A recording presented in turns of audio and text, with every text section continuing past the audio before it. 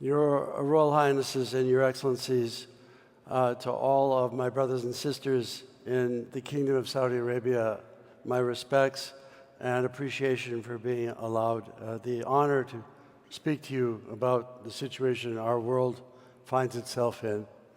So let's see if this works.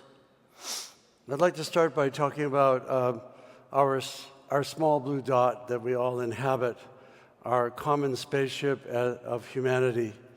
Our Earth is spinning on its axis as we sit in this room at 1,670 kilometers per hour. We're spinning. And we're orbiting the sun on our spaceship, on our small blue dot, at 67,000 kilometers per hour. That means that every second we're moving 30 kilometers as we orbit our sun. And our solar system is orbiting in its own galaxy at 490,000 miles per hour, or 220 kilometers per second. And so all of humanity is living on this tiny, small blue dot. And to quote Carl Sagan, this is our home, this is us.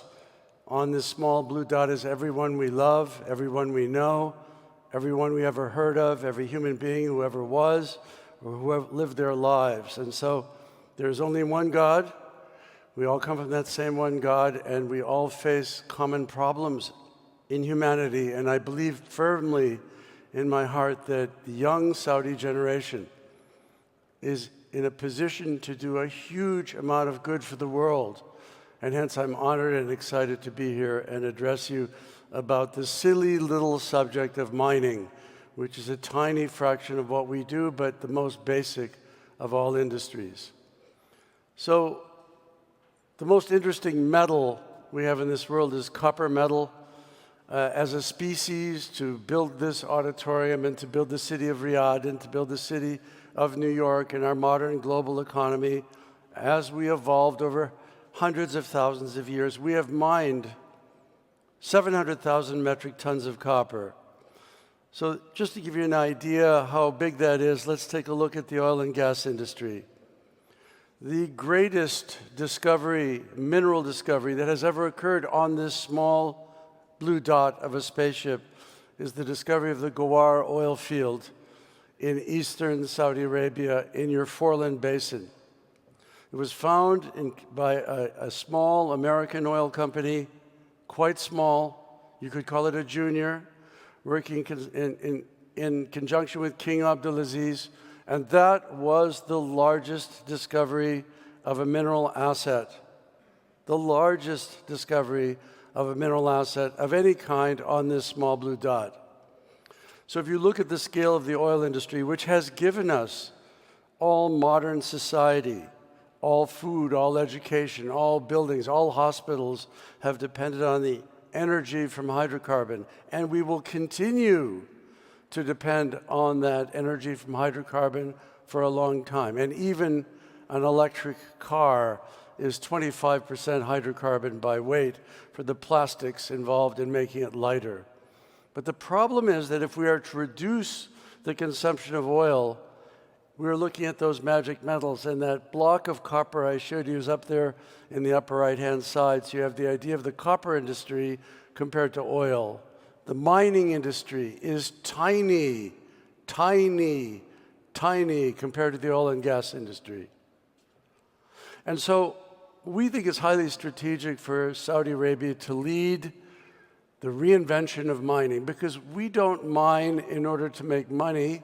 We mine as a means to an end. And what is that end? Why do we go mining? We mine because it is the most basic of industries in human development.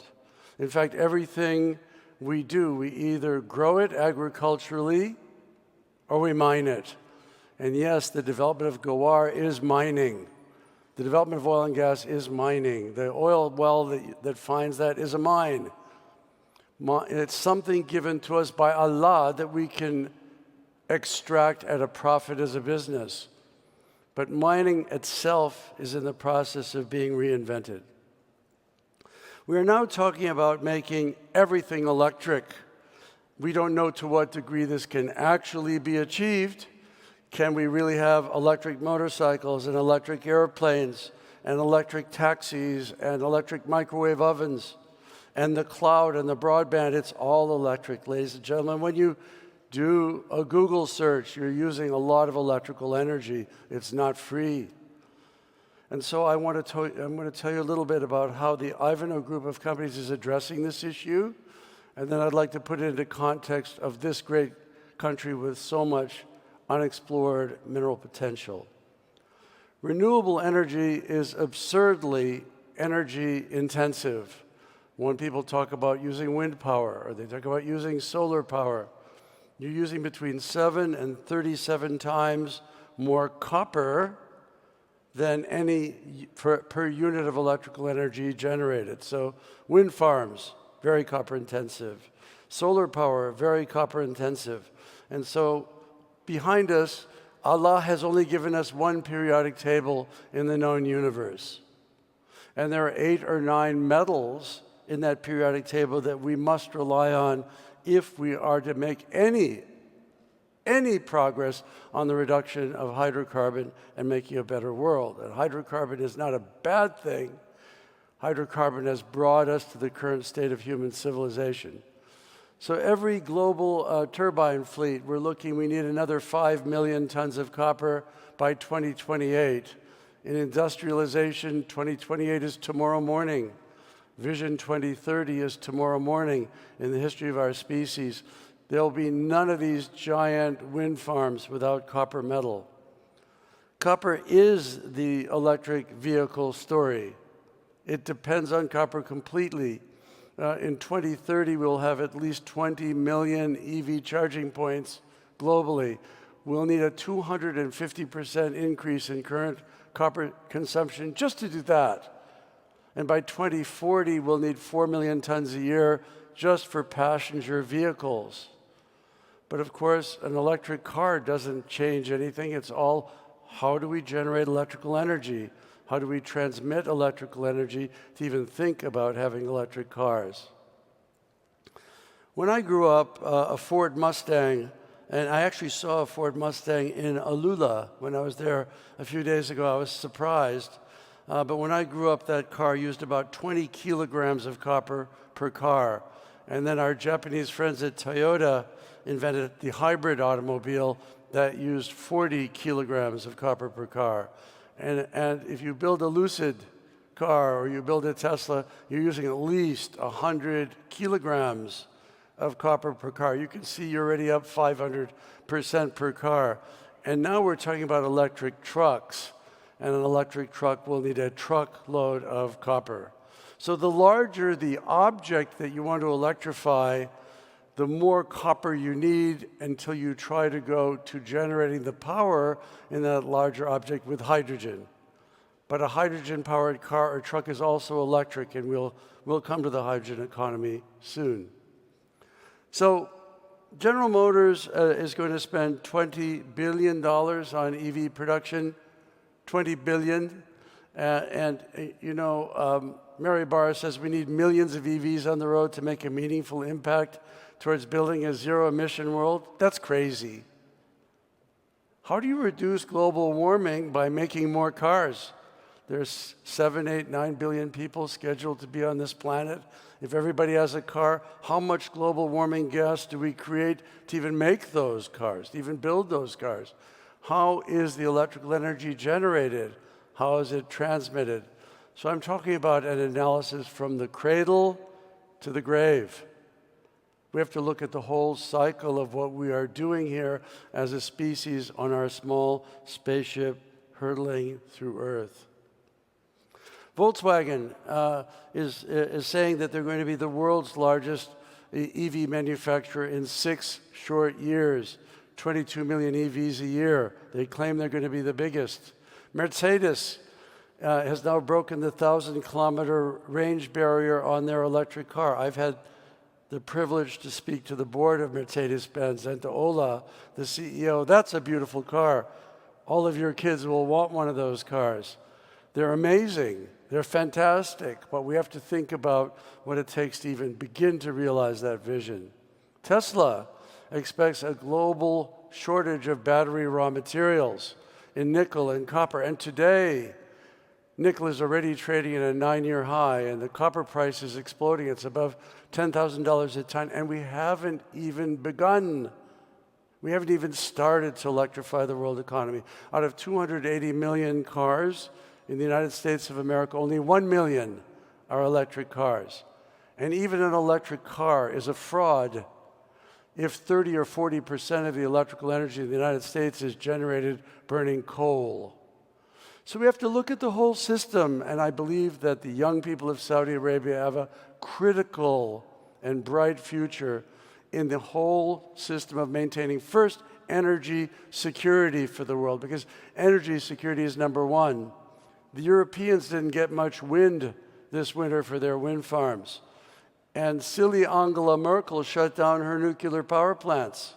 So this winter, the Europeans are looking at freezing in the dark.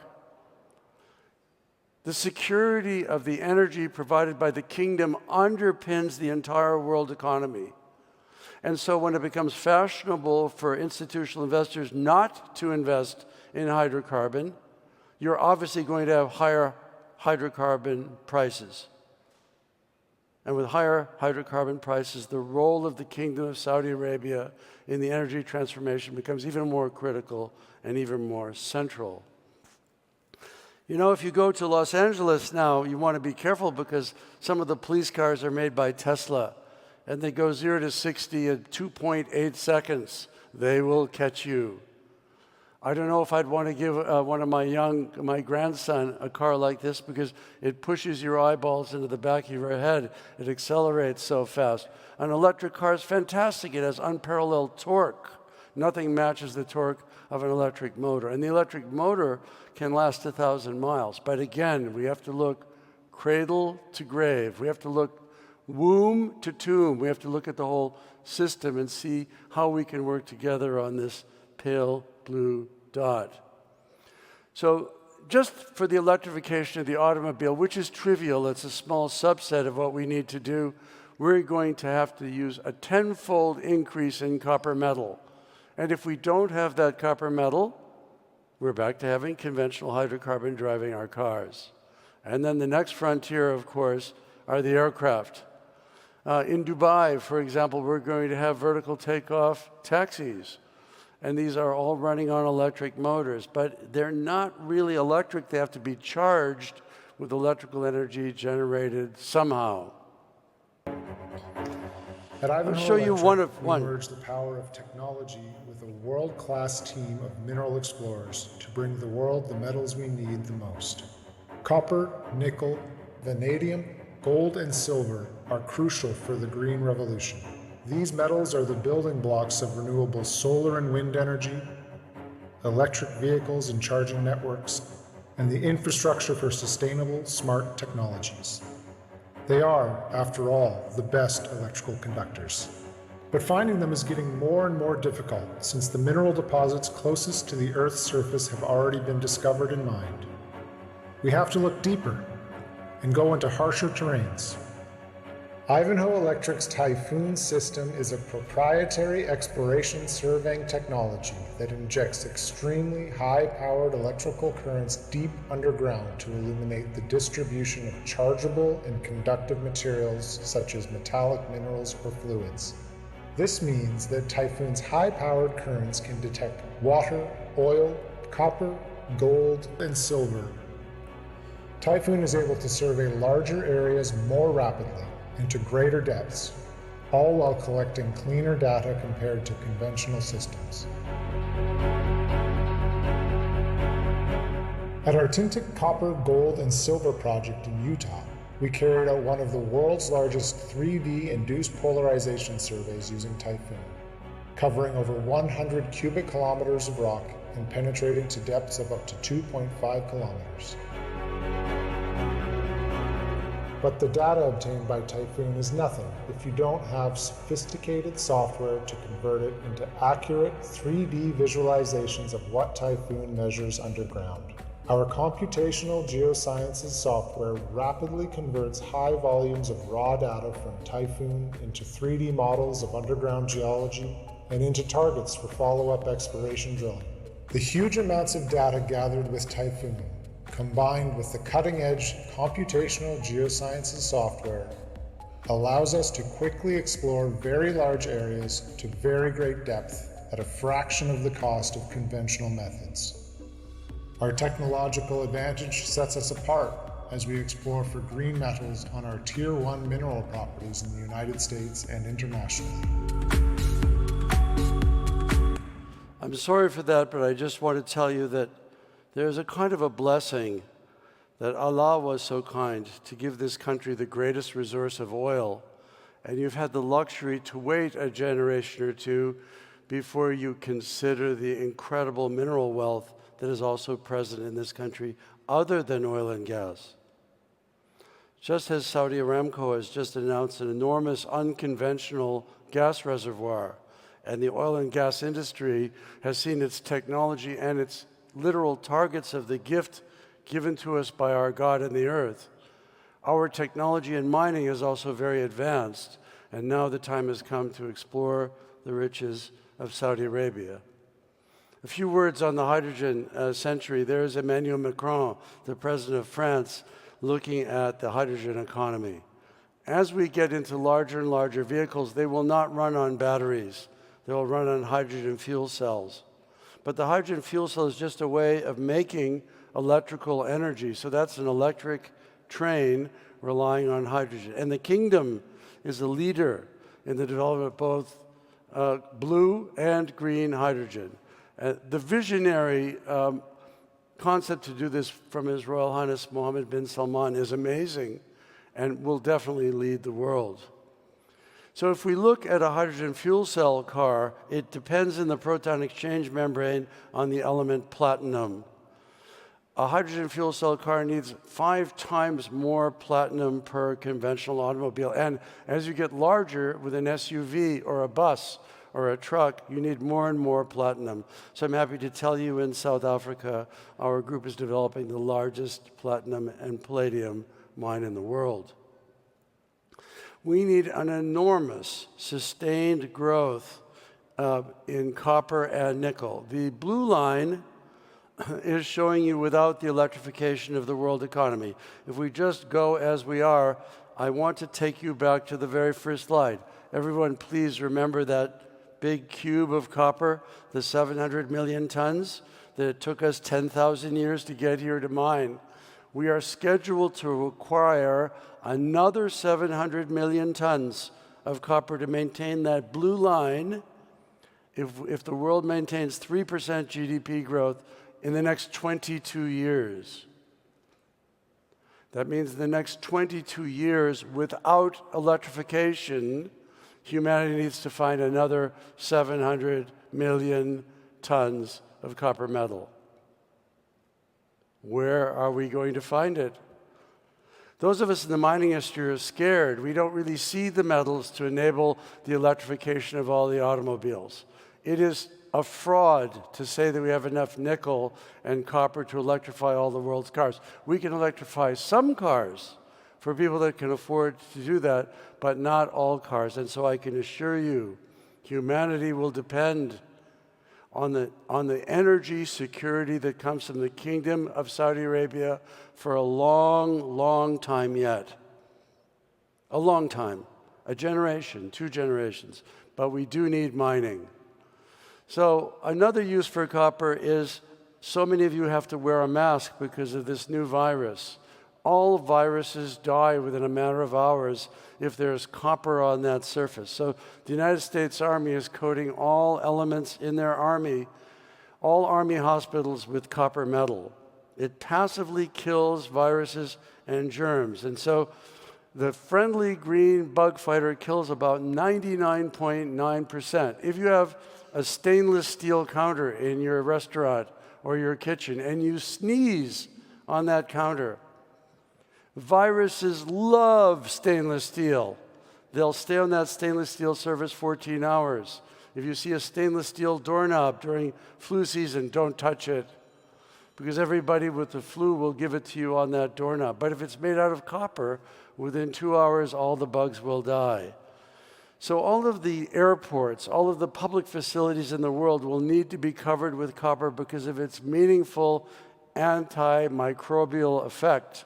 For example, when you go to Brazil now, all the counters in customs and all the rails are covered in copper because the worldwide pandemic has reminded us of copper's antimicrobial activity. In India, for thousands of years, the holy men held their water in a copper pot. It has been known for a long time that copper kills viruses. So just the use of copper for this is just an enormous new requirement.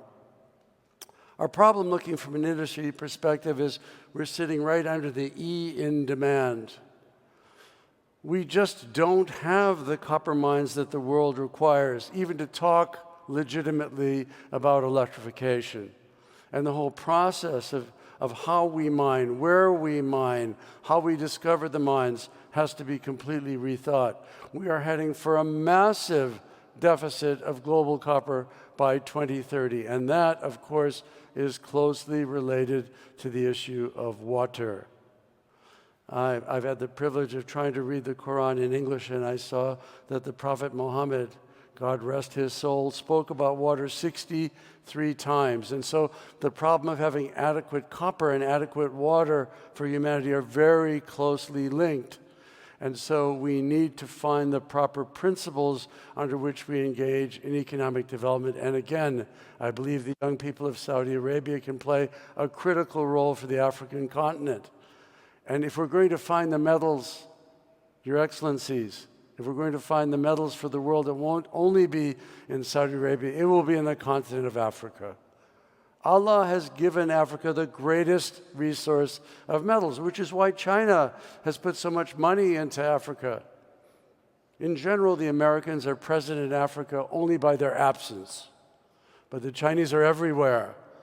And it's time now for Saudi Arabia to play that role with Islamic principles to help develop the African continent, because they have the metals the world needs for the energy transformation. Since 1900, the energy required to produce copper has increased 16 times, and the water consumption per unit of copper has doubled because the grade of copper that we are mining is getting lower.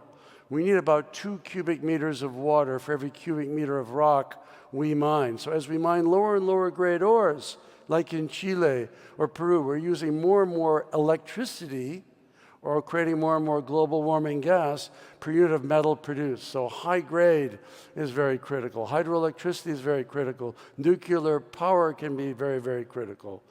Unconventional gas can be very, very critical. And we're going to need unconventional gas for a long, long time, and LNG. Conservatively, hyper-conservatively in this period, which I like to call the revenge of the miners, conservatively, the world will need to invest $240 billion in the next 5 years to even begin to meet growing metals demand. Yesterday, Goldman Sachs said we're beginning a 10 to 20-year period where the price of these metals would do nothing but go up. Of course, Allah could send an asteroid at a low angle to destroy the Earth. Of course, a species from another planet far away could come here and cause us all to act in a unified human species. But no, what the likeliest course of human activity in the next decade is we are in desperate need of these metals. We have a group of companies that would be honored to work with the Kingdom of Saudi Arabia and especially its younger generation. And all of these companies want to contribute to the solution rather than being the part of the problem. That picture is our mine in the Democratic Republic of the Congo, a country that desperately needs to develop its massive copper endowment. If I came from Mars and I was a Martian and I flew here in my flying saucer, my masters would send me to the Congo because that is where Allah has put the most copper. Just as Allah put the Gawar field in Saudi Arabia, it is the Congolese that have the largest endowment of copper metal. And they have 90 million people there, and they need these assets to be developed in a responsible way. Our reward for doing this properly the last 3 years is to be basically the best performing mining company in the world. You can see the mining industry there: Freeport, First Quantum, Anglo-American, BHP, Barrick, Newcrest. Why is the price of the shares of Ivanhoe Mines going up? Because the world needs the copper. We are not mining to make money. That's a stupid motivation, because we're all here momentarily, and then we will meet our maker. Life is short, and we have to worry about successive generations.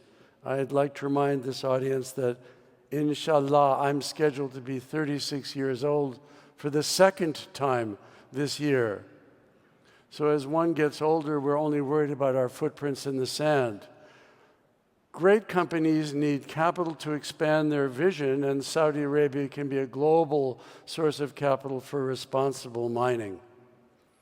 I would like to talk to you a little bit about disruptive technology, which came from the French and American governments.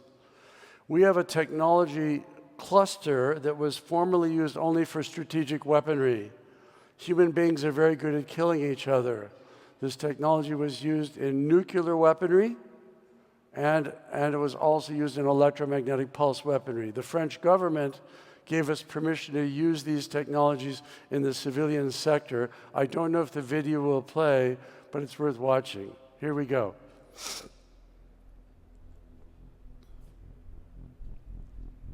The harnessing of steam power was the engine that drove the first industrial revolution.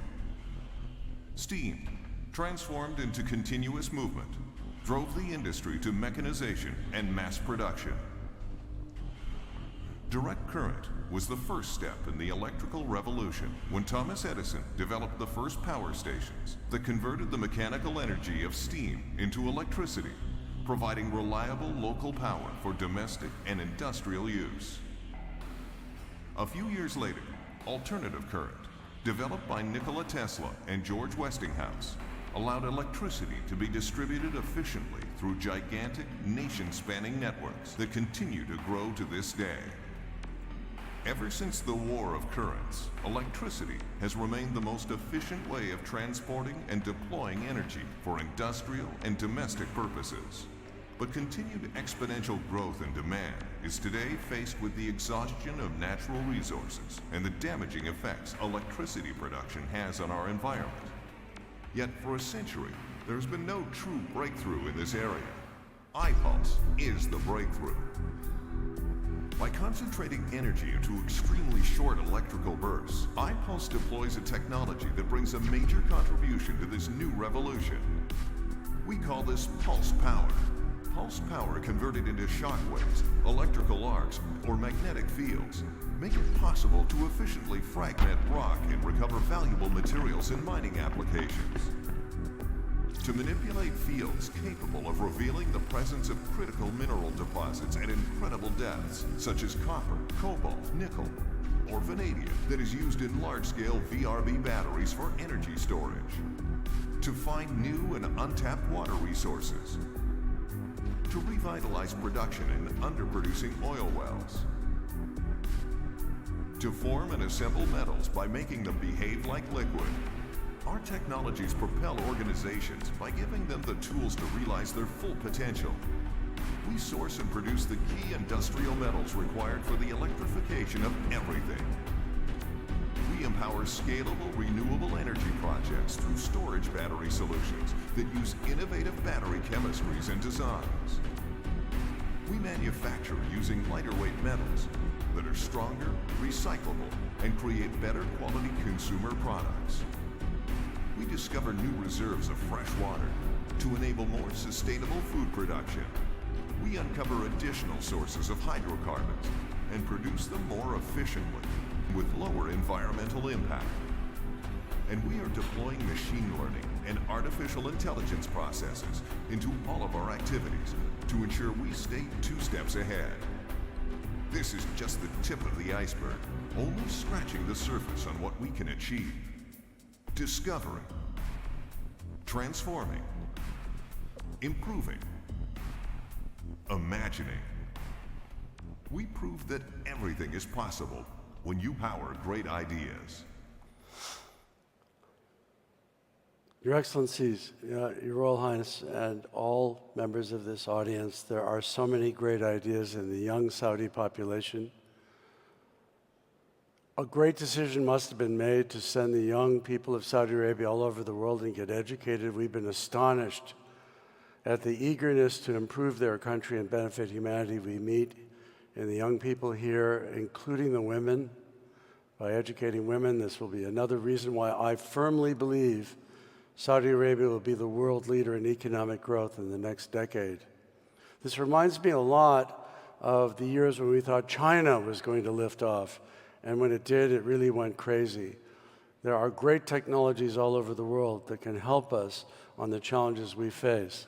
So for the Saudi shield, which is identical to the Nubian shield on the other side of the Red Sea, we have a non-invasive technology that generates huge amounts of electrical energy, the output of a nuclear power plant. If there's water down there, if there's copper or gold or nickel, we'll see it. And we can even see if it's oil to very great depths. And this technology is disruptive. It'll take a lot of capital to scale it up, but we could survey the entire kingdom.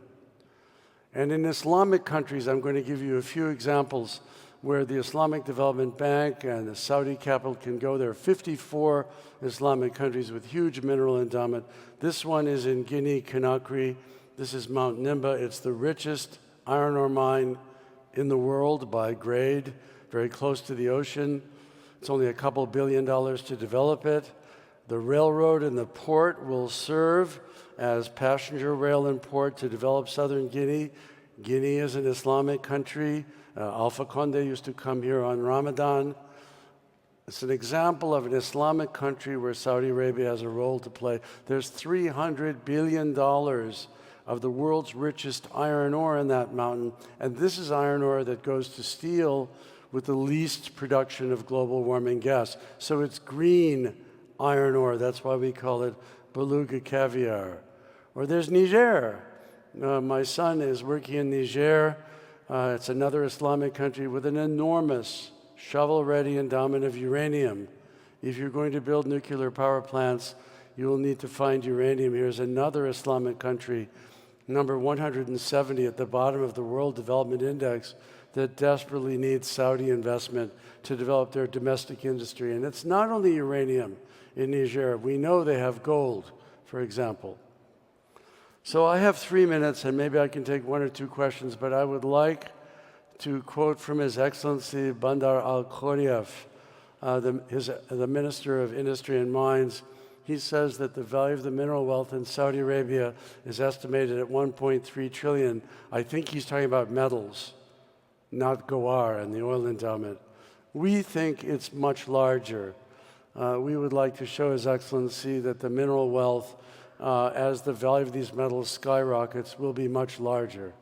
And I would end by also quoting from His Excellency the Vice Minister, who has been very kind to us in inviting us to this conference also.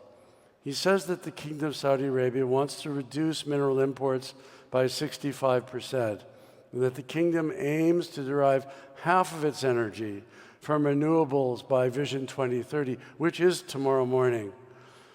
And so I just want to show you that magnificent building I saw in Alula, and I want to remind all of you that those mirrors are made with copper. It's a new type of copper technology. So copper has thousands of uses. We use copper to find copper, and we salute the vision of Saudi Arabia to make mining one of its pillars of its economy, and we hope and pray that by the grace of God, we find to do this in a new and beneficial way.